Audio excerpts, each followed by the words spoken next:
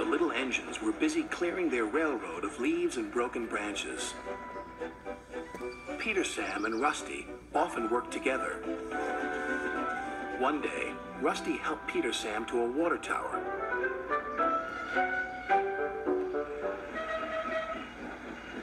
Peter Sam felt much better after his long drink, but the freight cars were bored. Let's break away.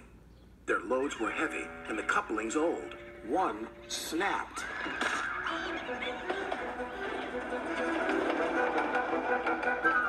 Faster, faster, shouted the freight cars. A sign read slow, steep bends and ravine ahead, but the silly cars never saw it.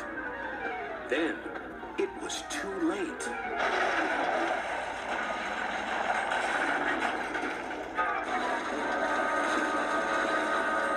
Peter Sam arrived at the scene of the disaster. His driver sighed.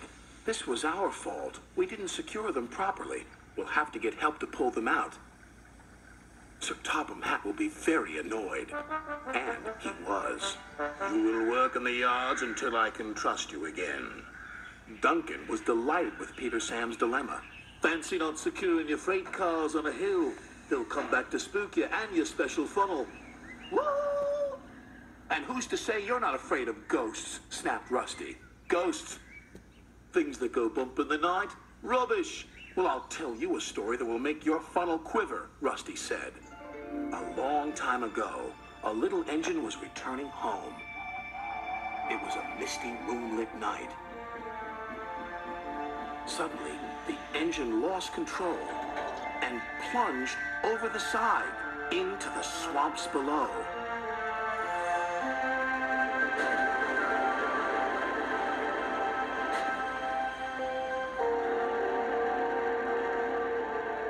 He was never found again. But many a workman will tell you that when the moon is full, they have seen the little engine trying to get home. But he never reaches the other side. So what do you think of that, Duncan? Rubbish, replied Duncan. Never mind him, Peter Sam. He'd be frightened if he really saw a ghost. This gave Peter Sam's driver an idea. Let's play a trick on Duncan. The next day, he spoke to Duncan's driver and fireman, who agreed. We'll do it tonight. Duncan had to take coal cars to the slate mines and then bring cars back. Duncan's driver decided as part of the plan to cross the old iron bridge. Haunted bridge. Rubbish, snorted Duncan. It's as tame as a pet rabbit. But all the same, he kept thinking about Rusty's story. When dusk fell, he was keen to leave. If we don't go now, Scar Lowy will take my favorite place in the sheds. We have to collect our cars first, his driver replied. He could see their plan was working because Duncan was nervous.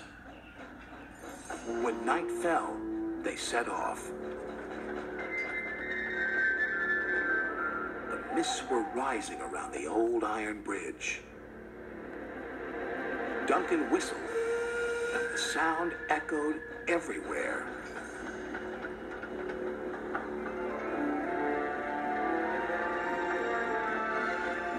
Then, ahead, he saw flickering lights. His driver knew they were only insects that shine brightly at night, but to Duncan they looked like an engine. Next, his driver secretly threw a rock from the cab into the ravine below. It's the ghost! Take me back! Take me back, please! When Duncan reached the safety of his shed, he closed his eyes tightly. Spooked, are you, Duncan? Laughed his driver. No, I'm asleep. And Duncan refused to open his eyes. He did, though, when he thought his driver wasn't looking, just to make sure that he was still there.